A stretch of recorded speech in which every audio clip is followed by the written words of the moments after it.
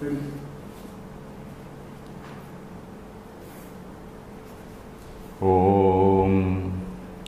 Gananam Tva Ganapatigam Havamahe Kavim Kavinam Upamashravastamam Jeshtarajam Brahmanam Brahmanaspata Anashrunvanutibhis Dasadanam Shri Mahaganadhipataye Namaha Gurur Brahma Gurur Vishnu Gurur Devo Maheshwaraha Guru Sakshat Param Brahma Tasmai Shri Gurave Namaha Sadashiva Samarambham Shankaracharya Madhyamam Asmadacharya Paryantam Vande Guru Paramparam. Dear friends, first of all, my greetings to all the listeners on the occasion of Vinayaka Chaturthi, otherwise called Ganesha Chaturthi. Today we all celebrated this morning, this Ganesha, we did that puja, Ganesha puja. And for the first time, I was putting a question to myself whether this Ganesha Chaturthi is a Nitya Karma or a Kamya Karma or a Naimittika Karma. All these days, I never got this question. But now that we are in this prakarana, in this context of what is a Kamya Karma, what is a Nishiddha Karma, and what is Nishkama Karma and what not. So I got that idea, I got that question, put that question to myself. Then, I also checked up with my teacher, Sri Pullal Ramachandrudu, and then I got a confirmed view that this is a Naimittika Karma. It is not a Kamya Karma. Every day, what all we do by way of Sandhya Vandanam, Agnihotra, for those who do Agnihotra, for example, I do not do, maybe many people do not do, but I do Sandhya Vandan and Devatarchana and things like that. That is a Nitya Karma, which is compulsory for a person. Then Naimittika Karma, we learned that on some special occasions, on some special nimitta, and all our festivals are based on some sort of astronomical event or some astronomical development. So that some sun will be in a particular constellation and the moon will be in a particular constellation. In means when seen from by us from below, he appears to be in a particular constellation. Moon appears to be in a particular constellation. So on this day, sun is supposed to be in Simha constellation and moon is supposed to be in some Kanya constellation. So that is why on this occasion we are not supposed to see that crescent moon. So that is that old story. And on that some stories have been built up. And then on that day if you see that crescent moon, then probably you will get blamed for something which you have not done. So all those things, stories are there. So this is a Naimittika Karma that is dependent on a particular nimitta, on some astronomical event. Most of the festivals which we have are dependent on some astronomical event. So that is number one. Then the second question which we have to naturally get is, we are now doing this Vedanta. And while doing Vedanta, what is all this Vinayaka Vratam and what not? That is another question which anybody can get. Vinayaka Vratam, the meaning of Vrata also we have to see. Vrata means Vartanam, we know. Vartate anaya iti vruttihi. Vartate anaya iti vratam. So that Vinayakas, the concept of that god Vinayaka, the symbolism behind that Vinayaka, we have to keep in mind and we have to dwell on the nature of that Vinayaka, on the Tattvam, Vinayaka Tattvam as we call it. So that is called the Vratam. So on this day, we are supposed to read more about Ganesha. For example, there is a Upapuranam called Ganesha Puranam. There are 18 main Puranas. Ganesha Purana is a Upapurana. It is not among those 18. It is one of the supplementary Puranas. And regarding Ganesha also, we find several stories in several Puranas. So in those Puranas, we find the symbolism. And luckily for us, many speakers like Samavedam, Shanmukha Sharma and some others, they have explained this Ganesha Tattvam very elaborately. So for those who want to know, you can even check on the YouTube what Samavedam Shanmukha Sharma has told about Ganesha and the symbolism, so something like that. So this is broadly about this Ganesha. I thought it would be appropriate for us to discuss this. Then not only about this, then whenever we do these vratas, there is usually there is a line called Vratanam Uttamam Vratam. Some god or goddess asks another god or goddess, you tell me which is the greatest vratam. On Varalakshmi day, they say this is Vratanam Uttamam Vratam. If it is Ananta Chaturdasi, they say it is Vratanam Uttamam Vratam. This is the most sacred of all the vratams. This is the most beneficial of all the vratams. On Ganesha again we say Vratanam Uttamam Vratam. Then what does it mean? Which means that we look at all these god forms as equal. Ultimately, we look at all these god forms as one and the same. On different occasions, we worship the same divinity. We worship the same Brahman in different forms.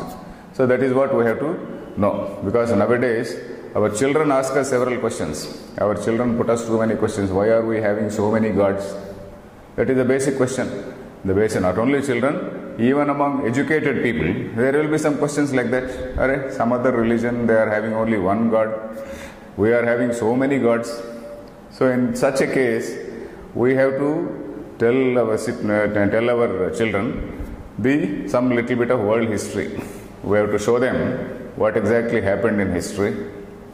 Because in our country, when all these beliefs existed, nobody decided to totally smash them. We only tried to integrate.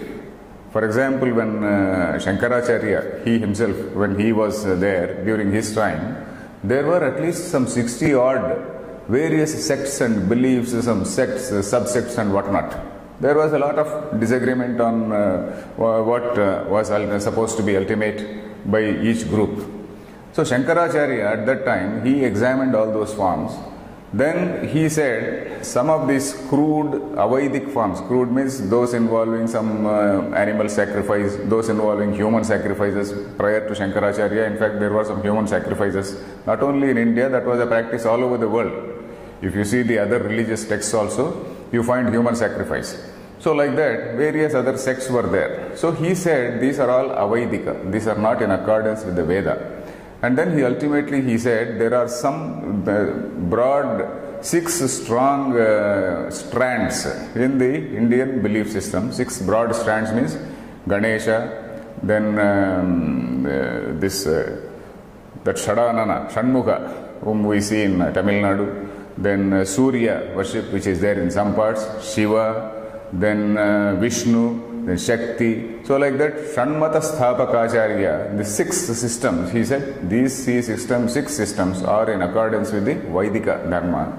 Then he said, okay, in whatever form you worship, whether you worship in the form of Shiva, whether you worship in the form of Vishnu, or whether you worship in the form of Ganesha, these are all one and the same. That is what he said.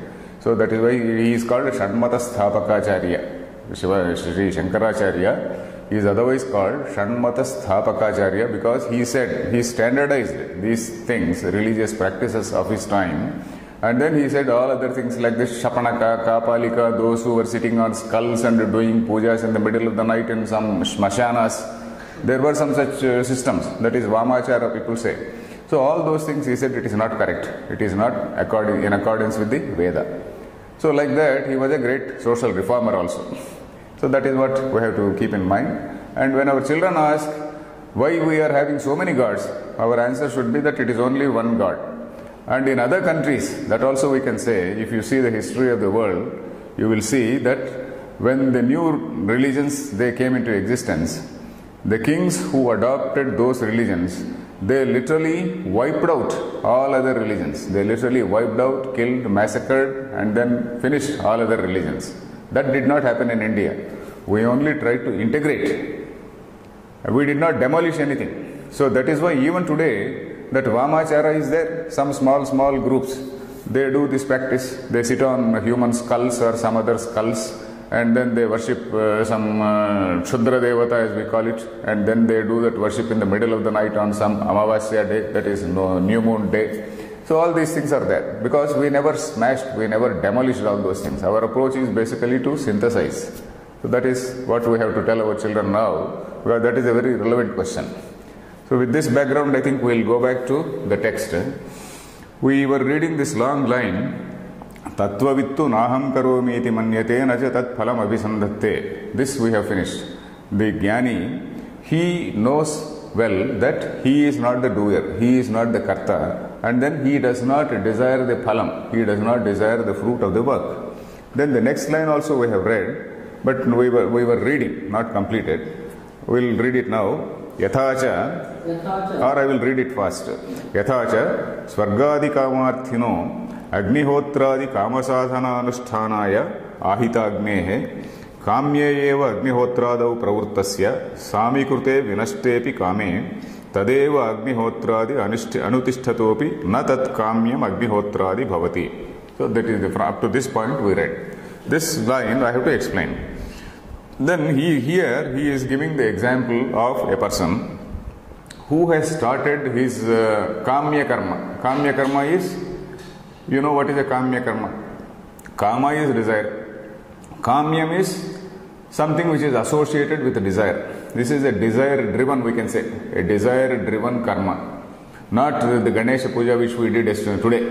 Ganesha Puja which we did today it is a naimittika karma. On a particular occasion, we did it. But this Kamya karma is not like that. Kamya karma tomorrow, without any occasion also, I may like to do some yagam, I may like to do some puja. Maybe for my say physical enrichment, maybe for my son getting through an examination, or maybe for something else. So some kama, some desire will be there. So those are kamya karma. So here there is an example of a person who is doing a kamya karma, and then while doing the kamya karma, because he knows, he understands the meanings of those mantras and whatnot, he gets enlightened. Suddenly some enlightenment dawns on him. That is the point here.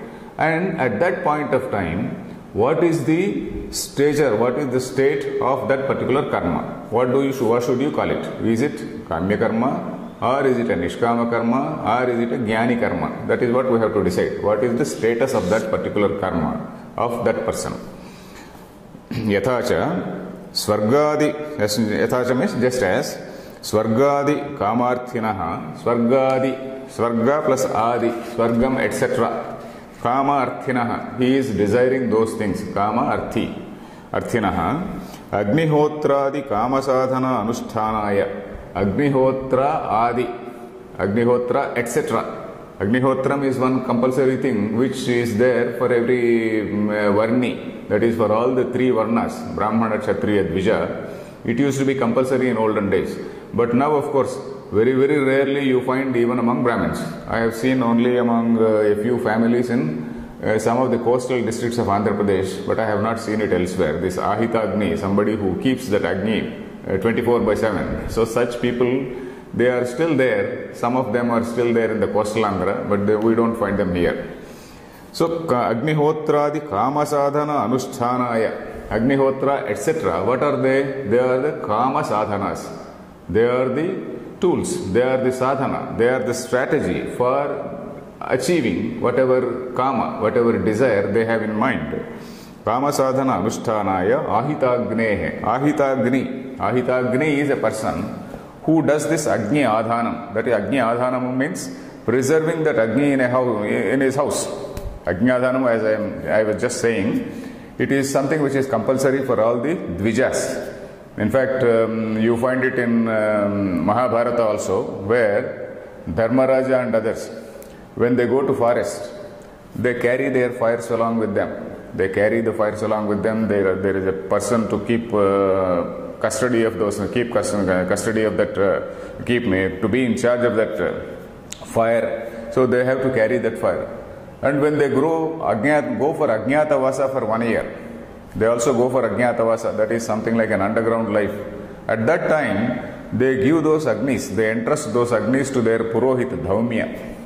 They do some Prayaschitta, and then they give that Agnis to that Purohit, family Purohit Dhaumya. So that gentleman, he becomes the custodian for those Agnis. So Pandavas, they were Kshatriyas, but it was their duty to keep fire every time, always. So that was the system in olden days. Agni was supposed to be something compulsory for the Dvijatis. In fact, there is a shloka in Manusmruti.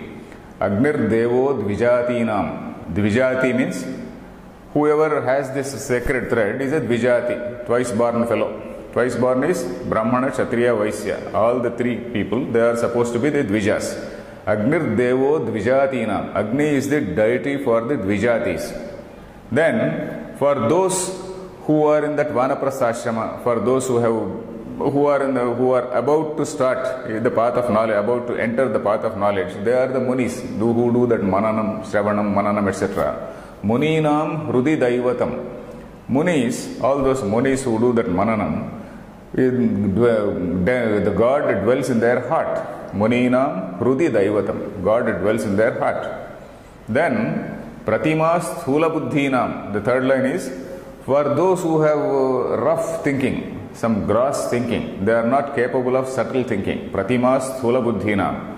For them, for such Sthula Buddhi, Sthula is gross. Sthula Buddhi is one with a gross thinking, not capable of some subtle or some deep inquiry. So such people, you give them an idol, Pratima. You give them an idol. So for them, it is an idol. So, in fact, our own Manusmriti says, Ajnadhanam is compulsory for a person. Then for a Muni, you don't need that also. You go beyond that Agni and then you keep in the heart. Then Pratima Sthula Buddhinam, for somebody who is not capable of proper thinking, deep thinking, Pratima is there, some idol is there. And then fourth line is Sarvatra Viditatmanam. Viditatma. Viditatma means Viditaha Atmayena. Somebody who knows the Atman, somebody who knows the Brahman, one who has realized himself, he finds Brahman everywhere. He finds deity everywhere, he finds Brahman everywhere. The sloka is Agnir Devo Dvijatinam Muninam Hrudi Daivatam Pratimas Sthula Buddhinam Sarvatra Viditatmanam. That is the entire sloka. So suddenly that sloka, it is also relevant here because Ahita Agni is a person who keeps that Agni always in his house. There were three types of Agnis which were supposed to be kept in everybody's house. Some people keep 5 Agnis, they are called Panchagnula. There are some people keep 3 Agnis. So like that, Ahita Agnehe Kamye Eva Agnihotradav Pravrittasya.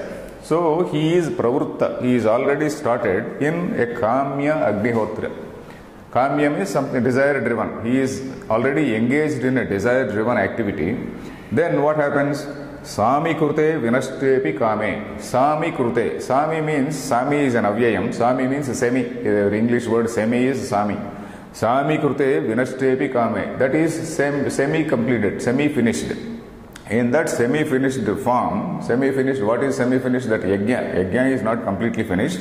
Sami Krute, that Agnihotre, Vinashtepi Kame. This man's desire, it drops off in the sense that he suddenly becomes enlightened. Yesterday we were talking about that Pariplavadi Karanam. So the discussions, general interludes, some discussions about what is the nature of Brahman and all that. So he feels, he realizes, he becomes enlightened. So at that time, though this work is half finished, what happens to that work? Tadeva Agnihotradi Anutishthatopi, Tadeva Agnihotradi Anutishtataha api. So even though he is continuing that Anutishtataha means continuing, Anusthana Anutishtataha api. That is, though this man is continuing the same Agnihotradi, Natat Kamyam Agnihotradi Bhavati. Natat Agnihotradi Kamyam Bhavati. That is the Anvaya, that is the word order. Natat Agnihotradi Karma Kamyam Karma Bhavati. So that is it. You followed? Tathacha Darshayati Bhagavan. You will read it. Tathacha Darshayati Bhagavan. Kurvannapi nakaroti nalipyate iti. Kurvannapi nalipyate nakaroti nalipyate. Iti. Tatra tatra. So tathacha darshayati Bhagavan. Lord Krishna is going to show us, that is during the course of the text, he is going to show that Kurvannapi nakaroti nalipyate. Kurvannapi, though he does some action, he is not doing anything. This is a sort of contradictory statement. Is a sort not contradictory, we should call it a paradoxical statement. Kurvannapi na karoti. Though he is doing, he is not the doer.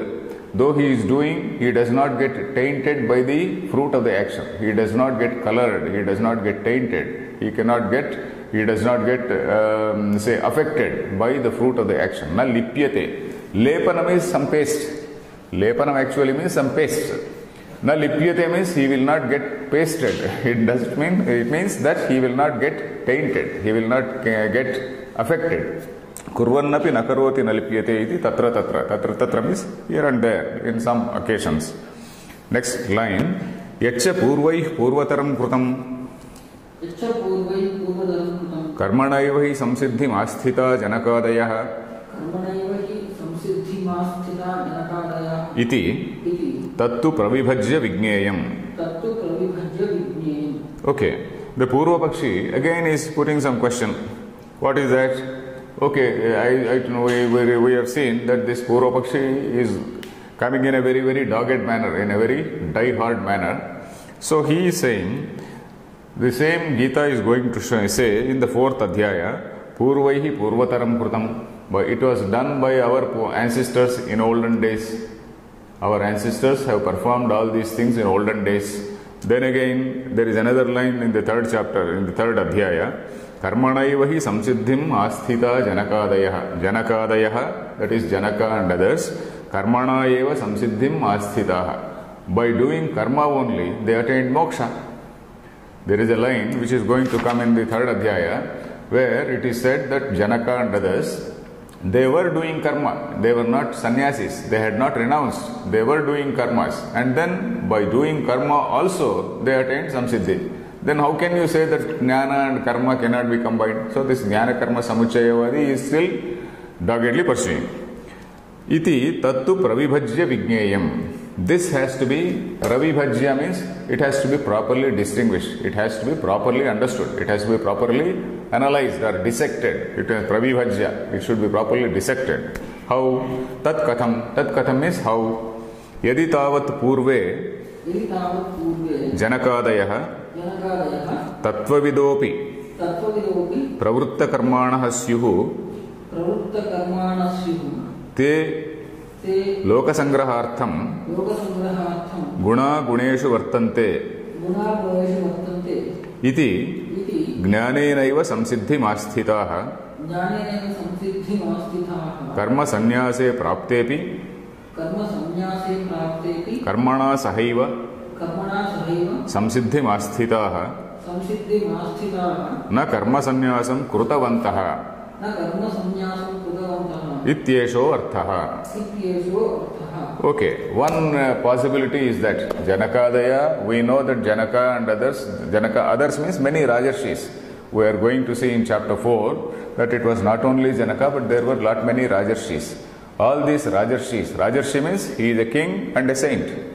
A saintly king, we can say, a philosopher king. A philosopher king, they were very common in our say, not only Puranas, in our history. Janaka must have been a historical character only. Like that, there were many other historical characters. So these people, karmana saha samsiddhim asthitaah. How is it? There is one possibility. There is a one possibility that these people were total jnanis. Or they were not jnanis. Had they been jnanis, in the situation, presuming that they were jnanis, they were doing karma for loka sangraha. This is what we read in the last class also, that loka sangrahartham yatna purvam yatha pravritti, we saw that line. So loka sangraha means to be some role models in the society, to be the moral mentors, we can say, to set an example before others. They were doing this karma to set an example, mainly to set an example for others. So that is why they were doing. And then to see that other people, they don't go in the wrong direction. Lokasya unmarga pravritti nivaranam, to prevent other people from going in a wrong direction. So that is loka sangraha. So these people were doing this karma. They were engaged in karma for the sake of loka sangraha. The first, presuming that they were wise people, presuming that they had self-knowledge. On the other hand, presuming that they were not wise people, then what is the possibility? Then they were doing this karma for chitta shuddhi, and through that chitta shuddhi, gradually they attained moksha. That is how we have to interpret this line. So the Purva Pakshi is asking, how do you interpret this line? Karmana eva hi samsiddhim asthita janakadayaha. How are you going to interpret this line? Because this line very clearly says, Janaka and others, they did karma and attained moksha. Then one possibility is that they were jnanis, they were still doing karma, Because they were jnanis, they were unaffected by the effect of the karma, they were untainted. Kurvannapi nalipyate. So that is how they got moksha. And if they were not jnanis, presuming that they were not jnanis, the other option is they were doing karma for the sake of chitta shuddhi. We know that karma is done at 4 levels. One is a pure kami, one who desires the fruit of the action. I do some yajna or I do some ritual, I desire it. The second is nishkama karma, that Ishvara arpana buddhi. Then the third is jnani karma, a jnani who does karma, who does not get tainted by that. The fourth level is total karma sannyasa, totally gives up karma. So we are now seeing the second stage where a person is doing a karma for chitta shuddhi. It is a nishkama karma, Ishvara with an Ishvara arpana buddhi. So he is doing that. So these two options he is going to discuss here. Yaditavat purve janakadaya tattvavido api pravritta karmanaha syuhu. Means yaditavat purve janakadaya. All the purve means the olden days. In the olden days, purve janakadaya means all these old people like Janaka and others. Old doesn't mean old people means not 100 years old, 130 years old, not like that. Purve janakadaya means this people of old, people of olden days. Let us say like that, people of olden days. Janaka and others who are people of olden days, had they been tattvavidaha, if they were really wise people, then pravritta karmanaha syuhu, they were engaged in action. Te lokasangrahartham guna guneshu vartante iti gnanenaiva samsiddhi masthitaha. What was their frame of mind? There is another line, guna guneshu vartante. This is 28th shloka of 3rd chapter, 3-28. Guna guneshu vartante iti, there is a shloka which says, Guna guneshu vartante iti kurvannapi nalipyate, something like that it says. Gunaha guneshu vartante. We know that there are the sattva, rajas and tamas. Where are they from? They have originated, they have manifested from the Maya. We learned that there is a Brahman. And Maya is a Shakti which manifests in the Brahman. And this Maya is having 3 gunas, the Sattva, Rajas and Tamo guna. These 3 are in a state of equilibrium. At that state there is no Prakriti, there is no creation. For some reason there is some sort of imbalance, some Kshobha it is called, some imbalance in these 3 gunas. When this imbalance takes place, then this Srushti starts. So that is the Vedanta Siddhanta. That is the Siddhanta of the Vedanta. It is somewhat akin to what Sankhya people also say, but in Sankhya, Prakriti is a Jada. In our Siddhanta, Prakriti is not Jada. Prakriti is a manifestation on the Brahman. Sankhya people also say that there is a Prakriti, there are 3 gunas, and then 3 gunas, there is a disturbance in the gunas, then creation takes place. That is what Sankhya say. But the difference between Sankhya and Vedanta is that for Sankhyas, Prakriti is a Jada, that is an inert thing. For us, Prakriti is not inert. Prakriti is a manifestation of that energy or Shakti which manifests in the Brahman. Consciousness is there, that is the primary thing. In the consciousness there is an energy, and from that energy this Jada, this inert matter, whatever we call it, that inanimate matter, that emerges. So that is our point. So here, Guna Guneshu Vartante, these 3 gunas, Sattva, Rajas and Tamas, these are the 3 tendencies. That is what we saw. Sattva is characterized by certain behavioral pattern. Tamas is characterized by something else. Rajas is characterized by something else. So all these things, they produce in the entire universe, including the human body. Our human body is mainly produced from the 5 elements. Prithvi, Apas, Tejo, Vayu, Akasha, all these 5 elements only. The 5 Pancha Mahabhuta we call them. They are the Sthula Bhuta. And before the formation of the Sthula Bhutas, there is what is called as Sukshma Bhuta. All that, of course, we did not go into that. There is a chapter called Karanam. If you want to know more about that, you can actually Google and know more about what is called Karanam. How these Sattva, Rajas and Tamas, from them the Sukshma Bhutas, the pure unalloyed form of Prithvi, unalloyed form of fire, unalloyed form of air, how those things came first, and how there was some little bit of intermixture, in what proportions that intermixture took place, and how these gross elements came into being. Sukshma Bhuta and Sthula Bhuta, the difference is, Sthula is that which can be perceived by the senses. Whatever is perceived by the senses is Sthula. Whatever is not perceived by the senses is Sukshma. That is a very simple way.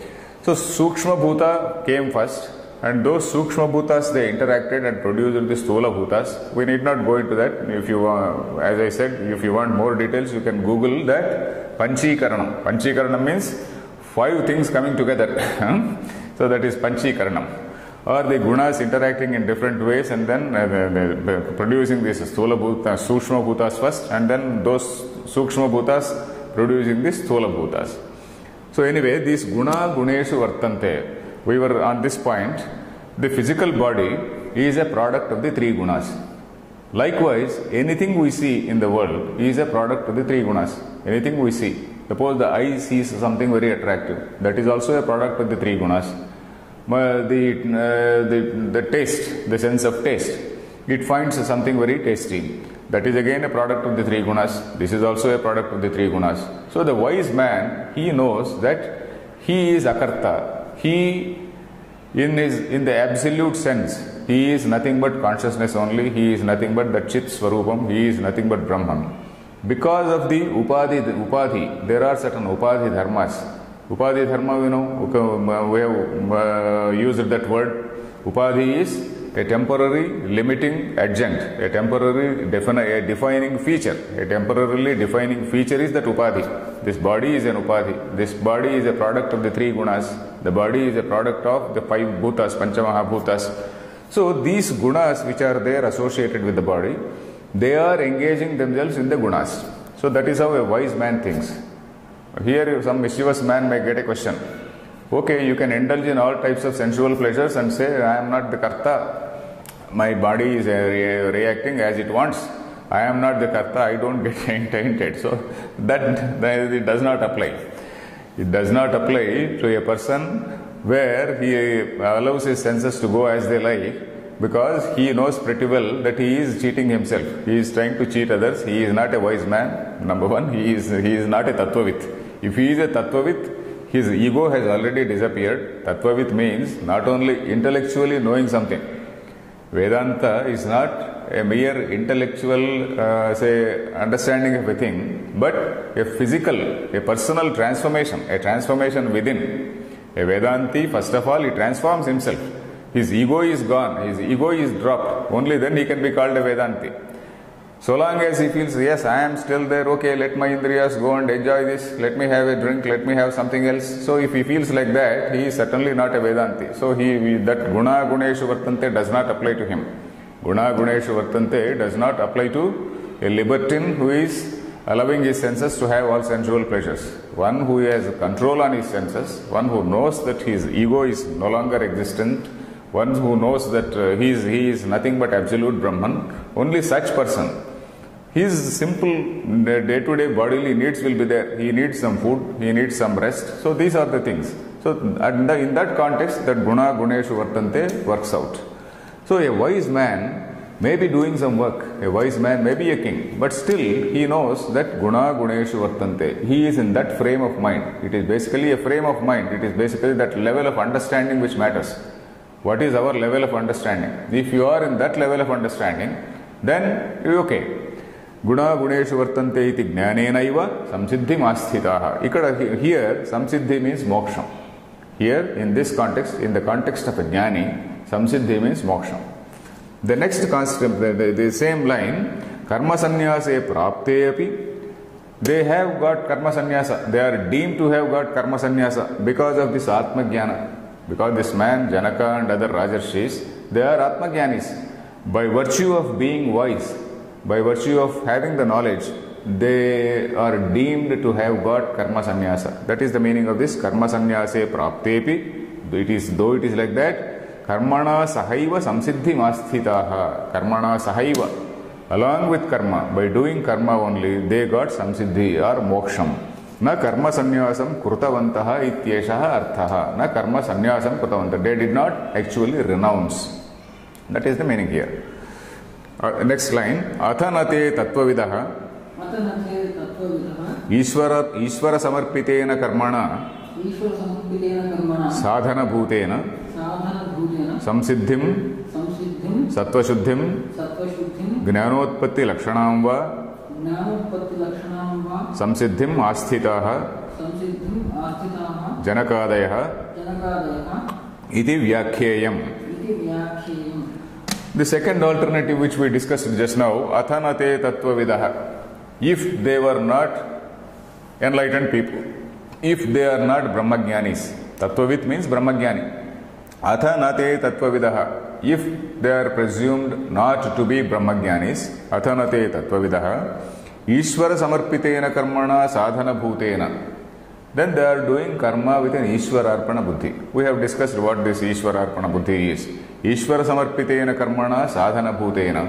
Ishvara Arpita Buddhi is, Ishvara Arpana Buddhi is a sadhana. Sadhanam for what? Sadhanam for Sattva Shuddhi. That is what he is saying in the next word. Sadhana Bhutena Samsiddhim Sattva Shuddhim. Samsiddhi means Sattva Shuddhi. Shankaracharya is giving the meaning also. In the first context, Samsiddhi means moksha. In the second context, samsiddhi is sattva shuddhi. Sattva means antahkaranam. Antahkaranam, we know what is antahkaranam. Mano, buddhi, ahankara, chittaninaha, manas, buddhi, ahankara and chittam, all four are called antahkarana. Antahkarana. Karanam means tool. Antahkaranam is the internal organ, the internal tool. What is that internal tool? Internal tool is the antahkarana, the Sanskrit word is antahkarana. Antahkarana, in English we have got only one word called mind. In Sanskrit there are four, not only four, Mano, Buddhi, Ahankara, Chittani, and collectively there is another word called Antahkarana. We have got 5 words in Sanskrit for the same mind. Of course, in English also they have got words like intellect, there is something reasoning, you may find some words, let us not go into that. Samsiddhim sattva-shuddhim jnanotpatti lakshanam va samsiddhim. Jnanotpatti lakshanam va samsiddhim. Or he is also extending the meaning of samsiddhi. This sattva-shuddhi leading to jnanotpatti. Sattva-shuddhi, it has not ended there. It has not ended there. It has led them, whom led Janakadi and Janaka and others, up to jnanotpatti. So the same karma which was done by them with an Ishvararpana Buddhi, it has led them first, it has given them Chitta Shuddhi first, and then thereafter led them to Jnana. Jnanotpatti Lakshanam va samsiddhim asthitaha janakadayaha iti vyakhyeyam. Iti vyakhyeyam means it has to be interpreted like that. So that line, there are 2 options which we discussed. That is clear, I think. Next line. Etamevartham vakshyati. Bhagavan sattva-shuddhaye karma kurvanti iti swakarmana tamabhyarchya siddhim vindati manavaha ityuktva siddhim praptasya cha punaha jnananishtam vakshyati siddhim prapto yatha brahma Ityadina. Okay, the same meaning he is explaining. The same what we discussed now, he is explaining. Etameva artham vakshyati Bhagavan. Etameva artham means the same meaning. Bhagavan Krishna, he is going to say. Vakshyati means he is going to say. Future. Etameva artham Bhagavan vakshyati. Kim vakshyati? Sattva shuddhaye karma kurvanti. There is a line from 5th Adhyaya, 11th Shloka. 5th Adhyaya, 11th Shloka, it says, Yoginah karma kurvanti sangam tyaktva atma shuddhaye. Yoginah means karma yoginah. Karma yogi is somebody who is doing karma with an Ishvara Arpana Buddhi. Karma yogi is a Nishkama Karmi. That is Ishvara Arpana Buddhi. Somebody doing karma with an Ishvara Arpana Buddhi. So such people, they do for what? Sattva shuddhaye. Yogina karma kurvanti sangam tyaktva. Sangam means attachment. Having abandoned, having quit, having left that sangam, they do for Atma Shuddhi. They do Atma means Chitta Shuddhi, Antahkarana Shuddhi. Sangam Tyaktva Atma Shuddhaye. Here we have to see the words correctly. In some context, Atma means Paramatma. In another context, Atma means Jivatma. In another context, Atma means Antahkaranam. These things we have to keep in mind. We have to see in what context that word is used. If it is used in a different context, it may mean Paramatma. Then again we say Atma in some places, Jiva Brahmaikyam, where Jiva means Jivatma. So like that Atma, you have to see the context and know the meaning. Here, Atma Shuddhaya means Antahkarana Shuddhaya. Etamevartham Vakshati Bhagavan Sattva Shuddhaye Karma Kurvanti iti. Sangam, as I said, Yogina Karma Kurvanti Sangam Tyaktva Atma Shuddhaye, that is Antahkarana Shuddhaye. Swakarmana Tamabhyarcha Siddhim Vendati Manavaha. This is from the 18th chapter. This is 46th shloka from 18th chapter. Swakarmana Tamabhyarcha Siddhim Vendati Manavaha. Here again the word Siddhi is Antahkarana Shuddhi. The word Siddhi means Antahkarana Shuddhi. Swakarmana, by doing his prescribed karma. What is that prescribed karma? We have learned that there are certain karmas prescribed by Shruti and Smruti for various varnis. Varni is Brahmana, Kshatriya, Vaishya, Shudra. These are the varnis. Varni means one who is in a varna. Varni means one who is in a varna. That is Brahmana Varna, Shudra Varna, Kshatriya Varna. And these varnas again are formed because of the combination of the gunas. That is what we were saying. The Sattva, Rajas, Tamo Guna combination, they produce these varnas. Chaturvarnyam Maya Asustam Guna Karma Vibhagashaha. Guna Vibhagashaha, Karma Vibhagashaha. So there is a Guna Vibhaga. So because of that, here, Nityiktva Siddhim Swakarmana Tamabhyarcha. Swakarma is that which has been assigned, that which has been prescribed to a particular man. A Brahmin has to do this, a Kshatriya has to do this. Suppose the Brahmin doesn't do, he is not a Brahmin, he should not be considered a Brahmin. That very, very clearly our books are going to say. A Brahmin is not doing his prescribed duty. He falls from that status and then he should not be called a Brahmin. A Shudra is behaving like a Brahmin, he is having all the mental refinement of a Brahmin, so he should be treated as a Brahmana. That is again very clearly said in this 18th chapter. So, Swakarmana Tamabhyarcha. So, by doing this Swakarma, that itself is a Devata Archana. That itself is the worship for the Lord. Tam Abhyarcha. Tam means Tam Bhagavantam. That Lord, whoever is the creator, in whatever form you visualize, Tam Abhyarcha. Siddhim Vindati Manavaha. Siddhi means Antahkarana Siddhi. Here this word Siddhi should mean Antahkarana Siddhi. Siddhim Vindati Manavaha. Ityuktva Siddhim Praptasya Punar Jnana Nishtam Vakshyati. This Antahkarana Siddhi, why he is repeating this word Siddhi means, the point is to show that this word Siddhi should, it gives two different meanings and you have to see the context. In one context, Siddhi means Moksham. In another context, Siddhi means, what is this? Antahkarana Siddhi. So that is the point. Ityuktva Siddhim Praptasya. For him who has got a Siddhi, Punaha Jnana Nishtam Vakshyati. For somebody who has got this Antahkarana Siddhi, he is again prescribing Jnana Nishtha. One who has got a Chitta Shuddhi, this Jnana Nishtha is again prescribed in another line. Siddhim Prapto Yatha Brahma. This is again 1850. 18th chapter, 50th shloka. Siddhim Prapto Yatha Brahma Ityadina. Likewise, he says like that. So the basic idea of repeating this line is to show that there are two different meanings for Siddhi, which we have to take in two different contexts. Then next line. Yathacha Ayam Arthaha. No, one more line is there. Tasmat Gitasu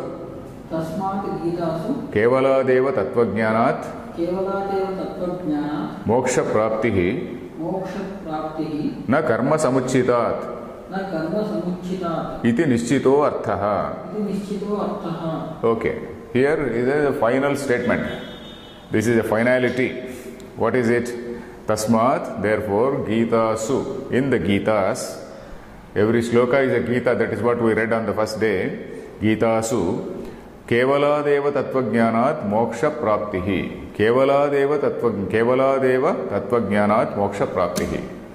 Only by self-realization. Tattvajnanam. Tattvam means Tattvam. Tat means that. In Vedanta, the word Tat always means that. And what is that? That means Brahman. That means the Supreme Brahman. This word Tat is used only to refer to Brahman in Vedanta Shastra. Tat, the nature of Tattva, the Swarupa of Tattva is called Tattvam. The nature of that Tat, the nature of that Tat is called Tattvam. What is the real nature of that Tat? That is what is called Tattvam. Tattva Jnanam, that is the knowledge of the Supreme Brahman. That itself gives you moksha, nothing else. Kevaladeva Tattva Jnanat moksha praptihi. Karma cannot give you moksham. That is the final statement of Shankaracharya. Because karma may give some karma phala. You may go to some swarga, but then Shine Punye Martyalokam Vishanti. Shine Punye means once that punyam is exhausted, once your visa is over, I was telling you, once that punyam is exhausted, you have to come back. Once the dollars are over, you have to come back. Shine Punye Martyalokam Vishanti. So that is the picture. So karma can give you some result, but then karma cannot give you the ultimate result called moksha. That is the permanent resolution of all your, mental cobwebs. That will not come by karma. Karma can give you some temporary, some palliative, but it will not give you the ultimate result. And karma can give you chitta shuddhi. But then, up to that point, karma can lead. So that is why karma is also helpful. Karma in the sense, Ishwararpana Buddhi. Karma done with an Ishwararpana Buddhi is helpful for chitta shuddhi. To that extent, it is useful. So that is why karma is called a Bahiranga Sadhanam.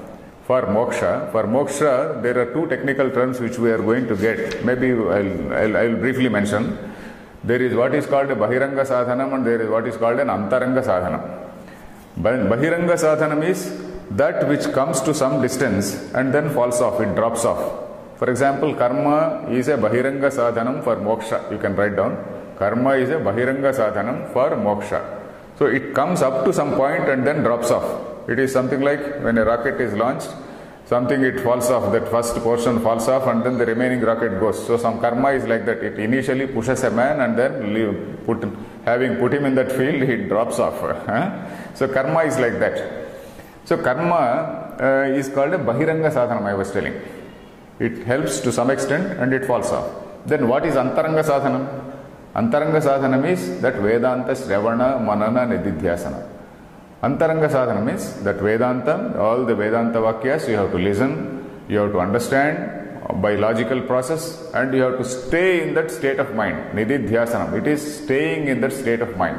So that is Nididhyasanam. This is called Antaranga Sadhanam because it will not drop off. It will not drop off like karma. Karma has dropped off.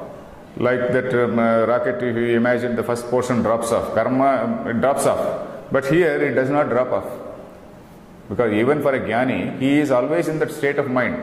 Whatever is there, Satyam Jnanam Anantam Brahma, whatever he has studied, it is always there. He is in that state of mind. Brahmavid Brahmaiva Bhavati. A knower of Brahman becomes Brahman. That is our Siddhanta. So he is in that state of mind. So knowledge is Antaranga Sadhana. That is, Jnanam is Antaranga Sadhanam. Karma is Bahiranga Sadhanam. So that of course we are going to get in the 5th chapter and 6th chapter.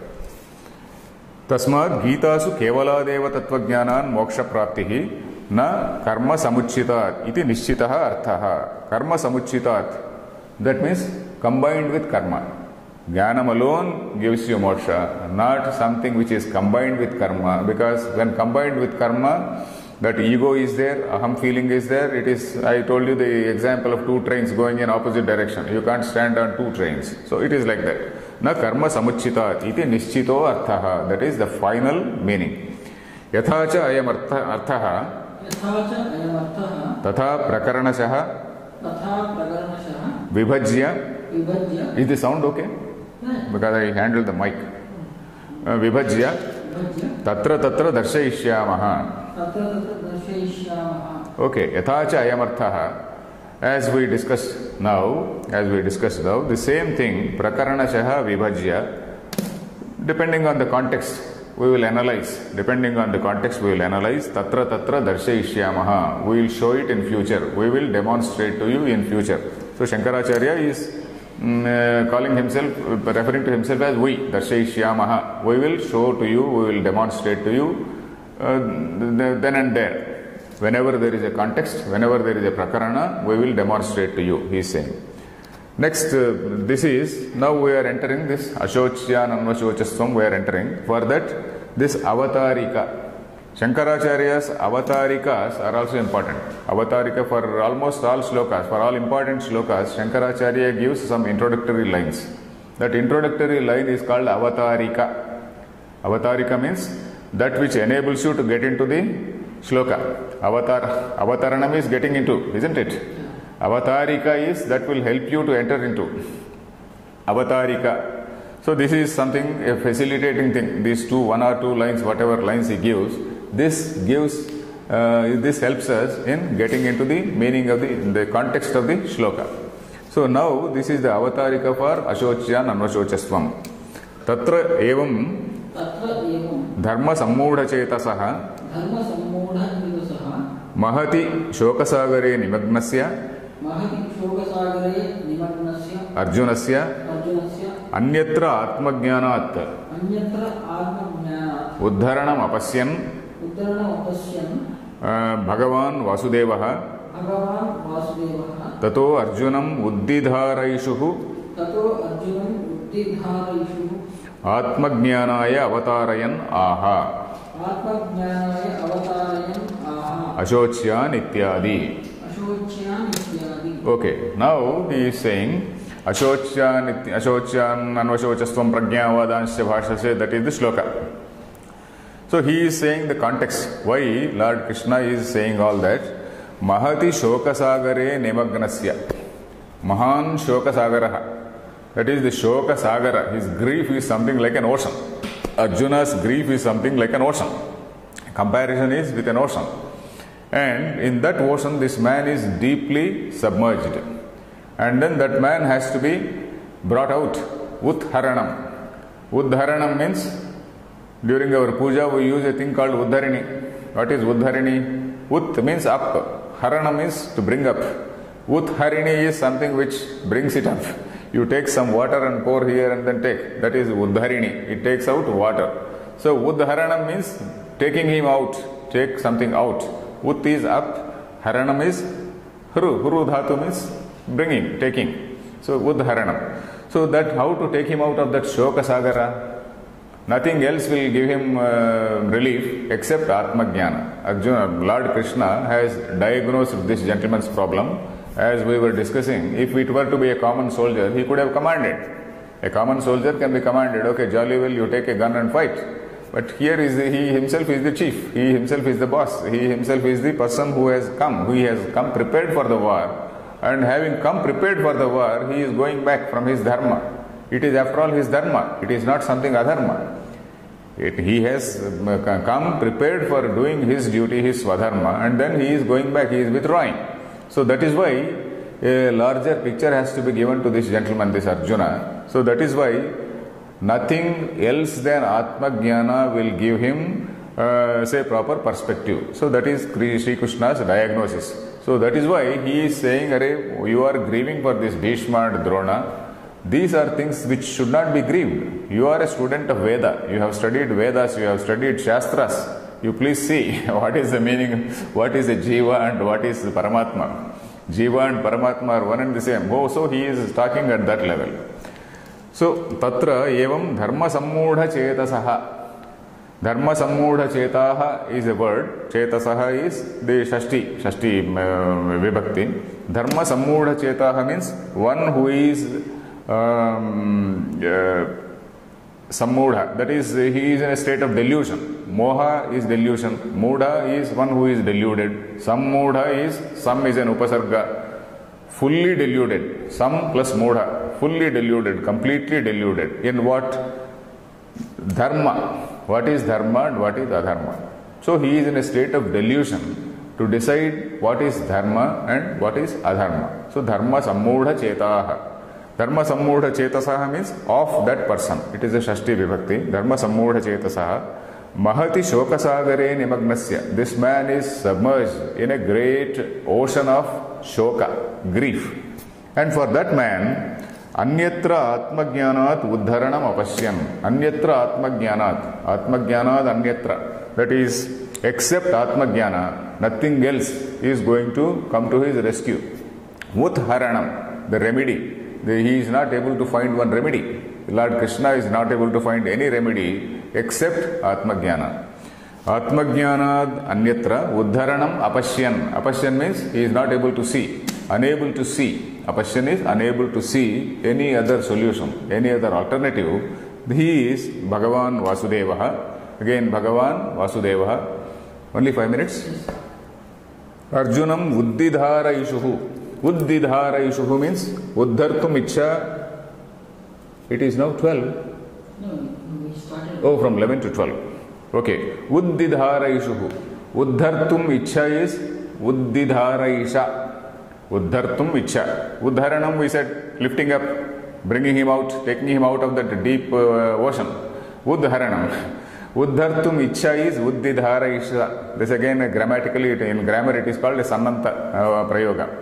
So Uddidhara Isha, one who is having Uddidhara Isha is Uddidhara Ishuhu. Who is in that position now? Lord Krishna. Lord Krishna is desirous of bringing him out of that Shoka Sagara. Uddidhara Ishuhu Atma Jnanaya Avatarayan. He is bringing him into Atma Jnana. He is slowly drawing him into Atma Jnana. Avatarayan. He is slowly drawing him into Atma Jnana. Aha Ashochya Nityadi. We can read one line here. We have seen in the earlier page, we have seen that Jnana Kanishta and Karma Nishta, when Lord Krishna was talking about this Jnana Nishta and Karma Nishta, he was saying from so and so shloka to so and so shloka it is Jnana Nishta. You remember that? From so and so shloka to so and so shloka it is Jnana Nishta. From so and so shloka to so and so shloka it is Karma Nishta. It is here Swadhar Tatra Ashochya Nityadina Bhagavata Yavat Swadharmamapi Chavechya Ityetantena Granthena Yat Paramartha Atmatattva Nirupanam Krutam Tat Sankhya we read. Starting from Ashochya Nanvashochasvam and ending with Swadharmamapi Chavechya, that is ending with 2-31. That is excluding that shloka. Right from 2-10. No, 2- what is this shloka? Ashochyan is 2-11.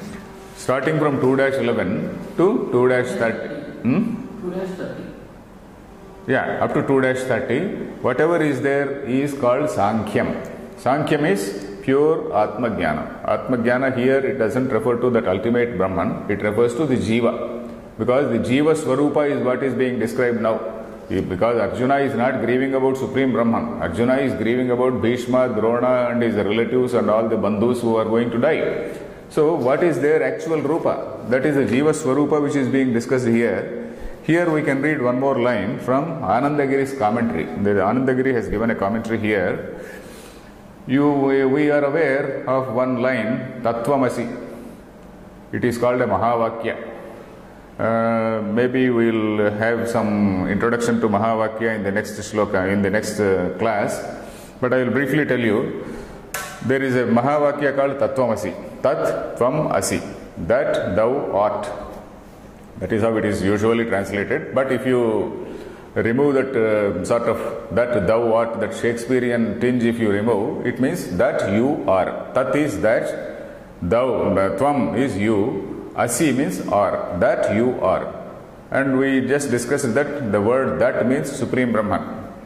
Thou, that is Jivatma, are.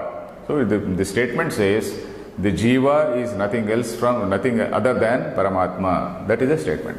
It is called a Mahavakya. We also learnt earlier that the Mahavakya means where there is a Jiva Brahmaikya Bodha. That word is called a Mahavakya.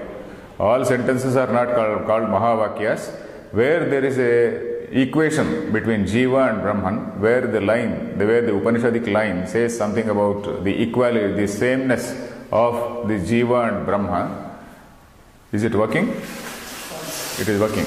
So at that time, in that context, such sentence is called a Mahavakya. So anyway, we will discuss in the next class. Now that our power cut also has come, we will stop it here. Om Purnamadah Purnamidam Purnat Purnamudachyate Purnasya Purnamadaya Purnameva Vasishyate. Om Shanti Shanti Shanti.